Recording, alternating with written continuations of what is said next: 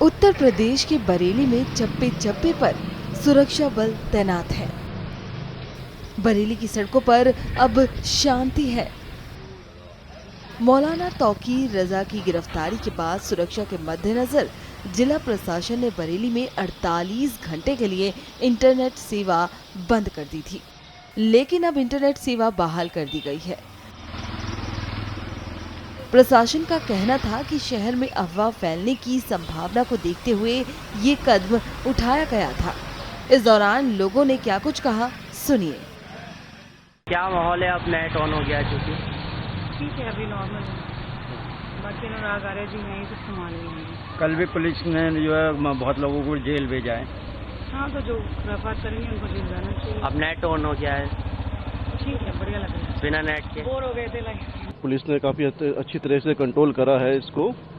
ठीक है, प्रशासन काफ़ी मुस्तैद है इस सब चीज़ों के लिए और किसी भी दंगाई को मतलब जो है आगे बढ़ने का मौका नहीं दे रहे हैं वो कहीं पर भी। अब नेट भी शुरू हो गया है बरेली में?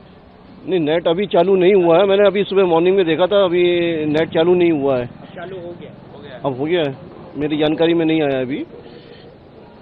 तो अब फूल भी खरीद रहे हैं आप, माहौल भी शांत है? नहीं, वैसे माहौल शांत है, वैसे कोई दिक्कत नहीं है। सब पब्लिक जो है आवाजाही पब्लिक की बराबर बनी हुई है इसमें और कहीं पर भी कोई ऐसे पब्लिक को कोई दिक्कत नहीं हो रही है। बरेली का माहौल सही है, नेट चल रहा है।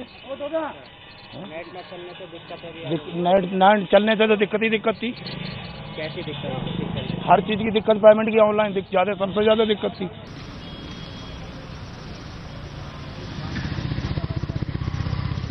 दिनांक 26 सितंबर को थाना कोतवाली अंतर्गत घटित घटना में पुलिस के द्वारा 10 एफआईआर दर्ज की गई थी, जिसमें पुलिस टीमों के द्वारा लगातार सीसीटीवी फुटेज के माध्यम से अभियुक्तों का आइडेंटिफिकेशन और उनकी गिरफ्तारी के लिए दबिश देकर गिरफ्तारियां सुनिश्चित की गई हैं।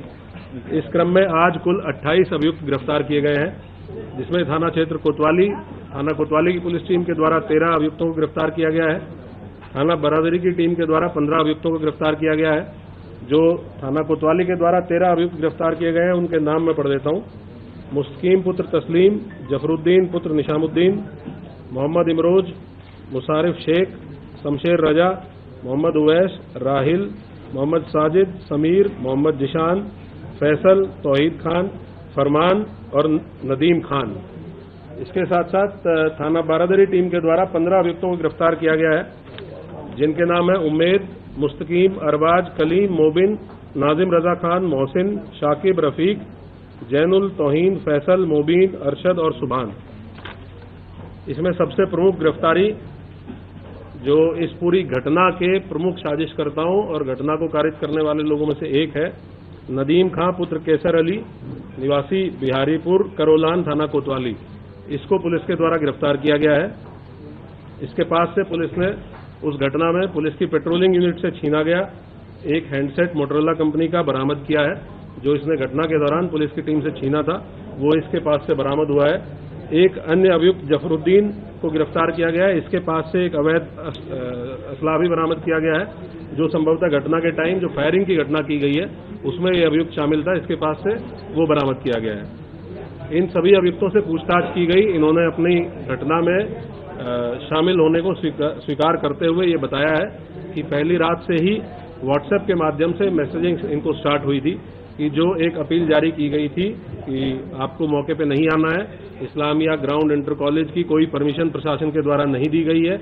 इस्लामिया कॉलेज जो है उसके द्वारा भी परमिशन इसकी नहीं दी गई थी। उसके बावजूद रात के समय देर रात में इनको मैसेजिंग की गई कि वहाँ पर इकट्ठा होना है। इस तरह की मैसेजिंग के बाद ये धीरे धीरे व्हाट्सएप ग्रुप्स में जब ये वायरल होने लगा, इसकी मॉनिटरिंग भी हम लोगों के द्वारा की जा रही थी। इसीलिए पुलिस टीम पहले से सतर्क भी थी और हम लोगों के द्वारा पर्याप्त डिप्लॉयमेंट इस पॉइंट ऑफ व्यू से किया गया था। जो नदीम खां इसमें गिरफ्तार हुआ है, इसका महत्वपूर्ण रोल प्रकाश में आया है। इसने बताया है कि पहले दिन जो अपील जारी की गई थी, जिसमें लिखा गया था, एक लेटर हेड पे अपील जारी की गई थी, जिसमें नदीम खान के साइन थे और डॉक्टर नफीस, इन 2 लोगों के साइन थे। एक तीसरा व्यक्ति लियाकत खां के साइन थे। लियाकत इनकी पार्टी का एक पदाधिकारी है, लेकिन इन दोनों के द्वारा लियाकत का फर्जी साइन करके और वो लेटर हेड इनके द्वारा जारी किया गया था। ये इन्होंने बताया है पूछताछ में, प्राथमिक पूछताछ में। इसको क्रॉस चेक कराने के लिए हम लोगों ने लियाकत के लिए भी अपनी टीम लगाई है, वो हिरासत में लेकर इसको क्रॉस चेक करेंगे ये अपील जारी करने के बाद नदीम के द्वारा आईएमसी के व्हाट्सएप ग्रुप में लगभग 1:30 बजे के आसपास ये सूचना प्रसारित की गई कि जो अपील जारी की गई है उस अपील का फोटो डालते हुए ये सूचना प्रसारित की गई कि ये अपील पे हम लोगों के सिग्नेचर नहीं है और ये सिग्नेचर फर्जी है। तो ये पुलिस और पब्लिक दोनों को गुमराह करने का प्रयास इसके द्वारा किया गया। हमारी जो मीडिया सेल थी, साइबर सेल थी, इनके पास ये तत्काल सूचना आ चुकी थी रात के टाइम ही, और हम लोगों ने उसी टाइम इस पर काम करना शुरू कर दिया था कि जिस व्यक्ति ने साइन करके अपील 2-2.5 घंटे पहले जारी की है, मीडिया हाउसेज को भेजी है, प्रिंट मीडिया को भेजी है, वही व्यक्ति अपना जो इन हाउस व्हाट्सएप ग्रुप है संगठन का, उस ग्रुप पे अपने मोबाइल नंबर से ये लिख रहा है कि ये अपील फर्जी है और इस पे हम लोगों के सिग्नेचर नहीं है। तो इस तरीके से इनके द्वारा पुलिस प्रशासन और पब्लिक तीनों को गुमराह करके और इस घटना में लोगों को प्रतिवाद करने के लिए उकसाने का प्रयास किया गया। उनके साथ कुछ और भी अन्य साथी इस पूरी प्लानिंग में शामिल थे, उन लोगों के भी नाम हम लोगों की इन्वेस्टिगेशन में प्रकाश में आए हैं, उनको भी हम लोग अतिशीघ्र गिरफ्तार करेंगे। इसके साथ साथ और भी जितने अभियुक्त हैं, इसमें 2 तरह के बेसिकली अभियुक्त हैं जिन पे हम लोग काम कर रहे हैं। एक ऐसे लोग जो पर्दे के पीछे रह के इस साजिश को अंजाम देने में लगे हुए थे और जिनके द्वारा ये साजिश रची जा रही थी, और ऐसे लोग जो मौके पे आके जिनके द्वारा पुलिस के साथ, प्रशासन के साथ नियम कानून को तोड़ा गया, पथराव किया गया। इन सभी की गिरफ्तारी हम लोग लगातार कर भी रहे हैं और आगे भी गिरफ्तारी सुनिश्चित करेंगे। नदीम कहाँ से गिरफ्तार हुआ था और जब नदीम को गिरफ्तार किया गया उसने क्या बताया, वो क्यों भागा हुआ था, कहाँ भागा हुआ था? नदीम को हैंडसेट छीनने के पीछे मकसद क्या था? हैंडसेट छीनने के पीछे एक ही मकसद होता है, जब भी इस तरह की घटनाओं में हैंडसेट छीना जाता है तो वो ये आदमी ये देखना चाहता है कि पुलिस क्या बातचीत कर रही है, क्योंकि वो हम लोगों का एक ऐसा चैनल है जिसमें हम लोग फोर्स को कहाँ पे भेजना है, किस तरीके से भेजना है, इस तरह की चीजें या कोई घटना अगर होती है उसका भी प्रसारण वायरलेस सेट पे किया जाता है। तो संभवतः यही एक मकसद रहा होगा कि इसके द्वारा।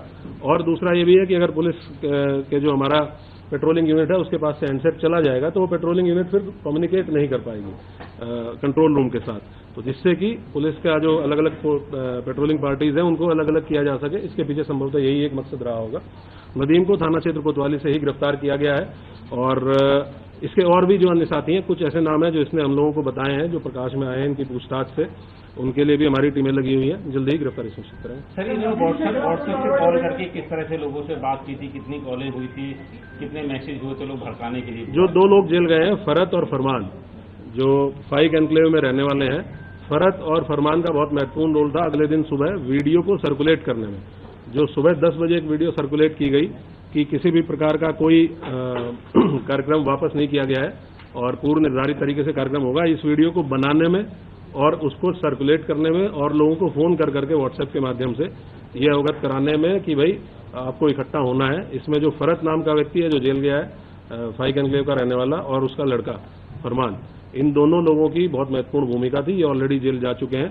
ये बात भी इससे पूछताछ में हम लोगों के प्रकाश में आई है, जो और अभियुक्त पकड़े गए हैं उनसे प्रकाश में आई है और ये उनसे तस्दीक भी हुआ है। नदीम ने जब व्हाट्सएप कॉल करके बहुत ज्यादा रहे, क्या ये भी सामने आया है नाबालिग किया गया था इस पूरे प्रकरण के? ये तो आप लोग, क्योंकि वहाँ आप लोग भी थे और आप लोगों ने वीडियोज में भी देखा होगा कि कुछ नाबालिग बच्चों को सामने करके और इस तरह की हरकत करने का प्रयास किया गया। ये जेजे एक्ट के अंतर्गत एक अपराध है, जुवेनाइल जस्टिस एक्ट के अंतर्गत एक अपराध है कि कोई व्यक्ति अगर नाबालिग बच्चों को किसी घटना में शामिल करके उनसे अपराध कारित कराता है तो ये भी एक दंडनीय और संज्ञेय अपराध है।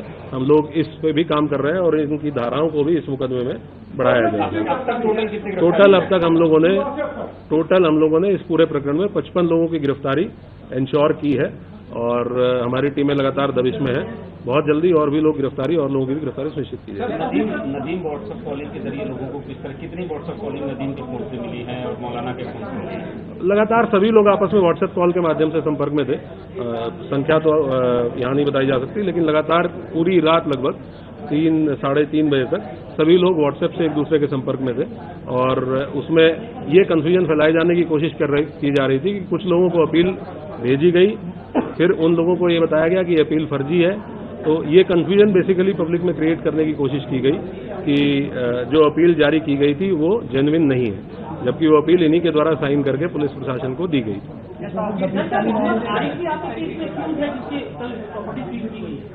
अभी इस नाम का कोई व्यक्ति हमारा नामजद अक्यूज नहीं है, ना ही इस नाम के किसी व्यक्ति को हम लोगों ने न्यायिक हिरासत में जेल भेजा है। बाकी जो अज्ञात व्यक्ति हैं उनके संबंध में पड़ताल और विवेचना हमारी की जाए। नफीस की कोई जानकारी है या उस पर कोई वारंट वगैरह जारी करा जा रहा है? नफीस जो डॉक्टर नफीस है उसका रोल इस पूरी घटना में, इस विवेचना में, पूछताछ में भी सामने आया है।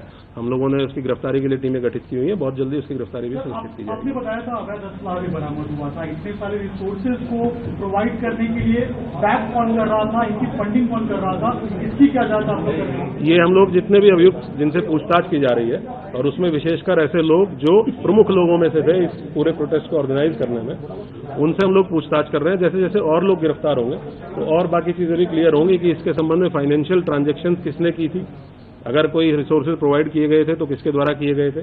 और जैसे फरत नाम का व्यक्ति है, इसने काफी इसमें अग्रणी रोल पीछे रहते हुए प्ले किया, कि जिसने वहां पे शरण भी दी ऐसे लोगों को जो इस घटना की प्लानिंग में शामिल थे, और उसके साथ साथ वीडियो को प्रसारित करने में भी, वीडियो को एक तो लोगों को वीडियो बनाना अपने मोबाइल से, उस वीडियो को लोगों को भेजना और उन लोगों को फोन करके ये भी कहना कि आप इस वीडियो को जगह जगह प्रसारित करें। तो ये भी कल गिरफ्तार होकर अभी हम लोग जो दर्ज मुकदमे, हमारे पास 10 मुकदमे दर्ज हैं जिनकी विवेचना हम लोग इंश्योर कर रहे हैं कि इनकी विवेचना अच्छे तरीके से हो। जितने अभियुक्त सामने आ रहे हैं वो जेल भेजे जाएं। उसके बाद जो भी विधिक प्रावधानों के अंतर्गत पॉसिबिलिटी होगी उसकी पर कार्रवाई की जाएगी। बाहर के जो लोग थे, जैसे आपने बताया था, क्या उसके ऊपर कुछ डेटा मिल पाया है? कितने लोग बाहर से आए थे, इस भीड़ में शामिल हुए? हम लोगों के पास इंटेलिजेंस से भी इनपुट है, हम लोगों के जो अपने एसओजी सर्विलांस टीमें होती हैं उनसे भी इनपुट है। कुछ लोग हमने आइडेंटिफाई किए हैं बाहर के लोग जो मौके पे इस घटना में उस भीड़ में शामिल थे।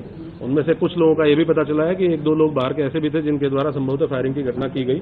उनके लिए हम लोग और डीपली इन्वेस्टिगेट कर रहे हैं और बातचीत कर रहे हैं।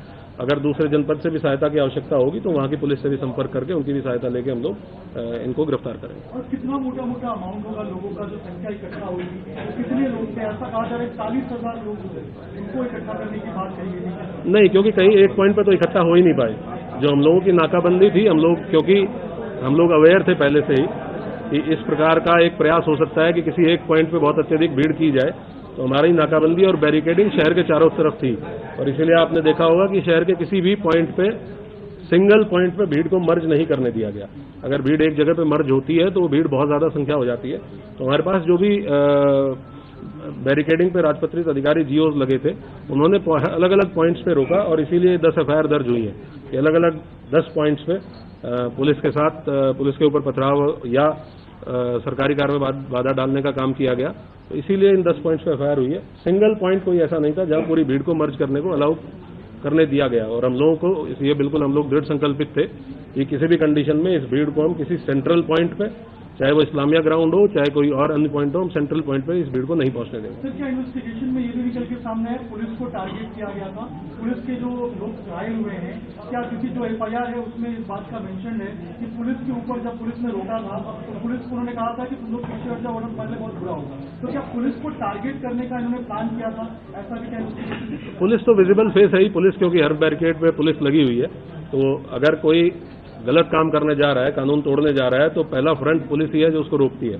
तो ऑब्वियस सी बात है कि अगर वो कानून तोड़ने के लिए इच्छुक है या कानून तोड़ना चाहता है तो पुलिस जो सामने खड़ी है उसी को अपोज करेगा। और यही काम इनके द्वारा किया गया और हमलावर होकर किया गया। तो इसीलिए हम लोगों ने इतने कठोर कार्रवाई सुनिश्चित की। Thank you.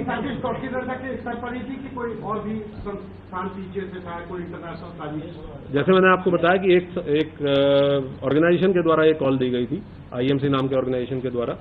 जो कुछ लोग गिरफ्तार हुए हैं उसके पदाधिकारी हैं, कुछ और लोग हैं जिनकी गिरफ्तारी शेष है। हम लोग सभी को अकाउंट 4 करेंगे और जो भी लोग इसमें शामिल थे, अगर कोई अन्य तथ्य प्रकाश में आएगा तो मैं आपके साथ। पार्षद भी गिरफ्तार हुआ है? हाँ, एक अनीस सकलैनी पार्षद गिरफ्तार हुआ है। वो भी इनकी पार्टी का एक प्रमुख चेहरा था, अहम चेहरा था।